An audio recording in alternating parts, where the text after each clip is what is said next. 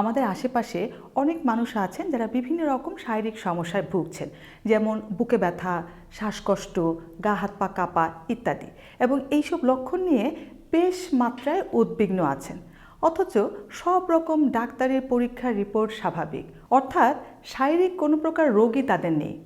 সুপ্রিয় দর্শক, আজকে আমরা কথা বলবো এমনই একটি সাইকোলজিক্যাল সমস্যা নিয়ে যাকে বলা হয় হেলথ অ্যাংজাইটি। আর এজন্য আপনাদের সাথে আছে আমি জোহরা, ক্লিনিক্যাল সাইকোলজিস্ট, শিখতে চাই এবং ঢাকা বিশ্ববিদ্যালয়ের ক্লিনিক্যাল সাইকোলজি বিভাগের প্রজেক্ট নাসিরুল্লাহ সাইকোথেরাপি ইউনিটের পক্ষ থেকে আপনাদেরকে শুভেচ্ছা জানাচ্ছি।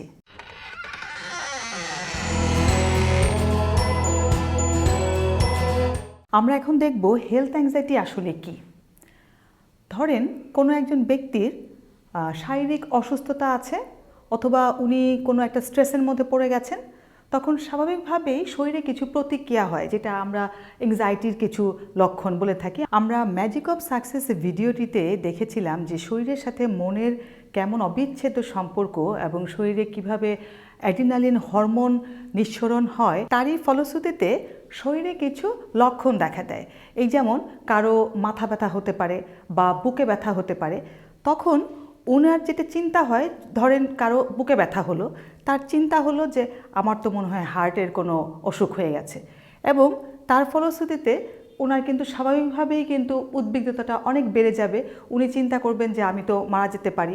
একটা মানুষ যদি এভাবে করে উদ্বিগ্ন হয় যে আমি মারা যেতে পারি, তাহলে স্বাভাবিকভাবে তার শারীরিক প্রতিক্রিয়া আবারও বেড়ে যাবে। আমরা দেখলাম হেলথ অ্যাংজাইটি কী। আমরা এখন দেখব যে কেন এই সমস্যাটা চলতে থাকে। আমরা দেখছিলাম যে ব্যক্তির চিন্তার মধ্যে কাজ করে যে আমার হার্ট ডিজিজ হয়েছে। স্বাভাবিকভাবে তার মনটা কিন্তু উদ্বিগ্ন হবে, খুবই স্বাভাবিক। মনটা যখন উদ্বিগ্ন হয় তখন মানুষ কিন্তু, আমরা জানি যে টেনশন, উদ্বিগ্নতা, এটা কিন্তু মানুষ নিতে পারে না। মানুষ কিন্তু এটা থেকে বের হতে চায়, এবং ব্যক্তি কিছু আচরণ করে যেই আচরণগুলা তাকে সাময়িকভাবে রিলিফ দেয় ওই উদ্বিগ্নতা থেকে।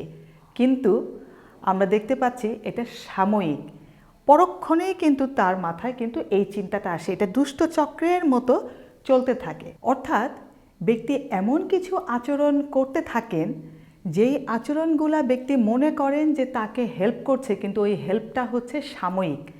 আসলে এই হেলথ অ্যাংজাইটি সমস্যাটা চলমান অবস্থায় থাকছে ব্যক্তির এই আচরণগুলোর জন্য। আমরা এখন দেখব যে কোন কোন আচরণগুলো হেলথ অ্যাংজাইটি সমস্যাটাকে অব্যাহত রাখে। নাম্বার 1, ব্যক্তি বারবার ডাক্তারের কাছে যান। ডাক্তার বলছেন যে আপনার চিন্তা করার কিছু নাই, আপনার কোনো রকম হার্টের সমস্যা হয় নাই।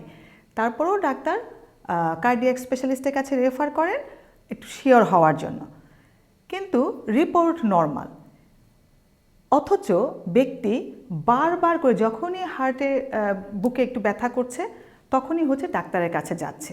যদি একজন ডাক্তার বলে যে না আপনার কোনো সমস্যা নাই, উনি মনে করে এই ডাক্তার ঠিক মতো দেখলো কি না, উনি আরেকজন ডাক্তারের কাছে যায়। এটাকে আমরা বলি ডক্টর শপিং। যদি কখনো ডাক্তারের কাছে না যায়, ফ্যামিলি মেম্বারের কাছে জিজ্ঞেস করে আচ্ছা কী মনে হয় তোমার, তার মানে উনি বারবার আশ্বস্ত হতে চান, কারো কাছ থেকে শুনতে চান যে না আমার কোনো হার্টের অসুখ হয়নি। নাম্বার 2, উনি খুব খেয়াল করেন যে কখন বুকে ব্যথা হলো এবং চেক করেন, একটা নজর থাকে সব সময়।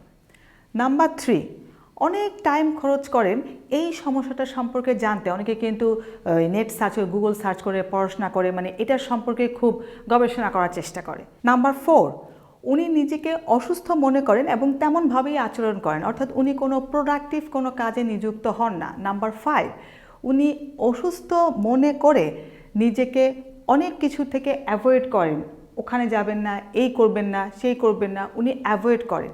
এই আচরণগুলা করতে থাকেন বলেই আমরা যে চক্রটা দেখছিলাম সেখানে হেলথ অ্যাংজাইটির সমস্যাটা চলতে থাকে। সুপ্রিয় দর্শক, আপনারা আমাদের ওসিডির ভিডিওটিতে দেখেছেন কিভাবে একটি দুষ্ট চক্রকে ভেঙে দিতে হয়। ঠিক একইভাবে আপনি যদি এই আচরণগুলোকে বন্ধ করতে পারেন এবং এই জায়গায় আপনি রিল্যাক্সেশন, মাংসপেশির ব্যায়াম এগুলো করেন এবং প্রোডাক্টিভ কাজে নিযুক্ত থাকেন, তাহলে কিন্তু আপনি নিজেকে এই হেলথ অ্যাংজাইটির দুষ্ট চক্র থেকে মুক্ত করতে পারবেন।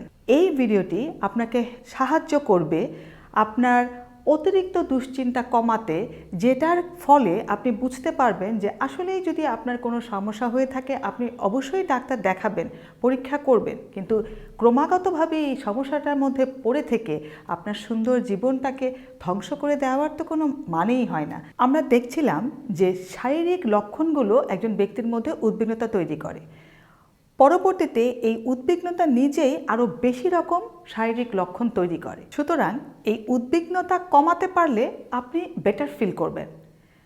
এই ক্ষেত্রে আপনি এই শারীরিক লক্ষণগুলোর ভিন্ন কোনো ব্যাখ্যা মনে করতে পারেন। মানসিক স্বাস্থ্য সেবায় কাজ করে যাচ্ছি আমরা শিখতে চাই এবং নাসিরুল্লাহ সাইকোথেরাপি ইউনিট।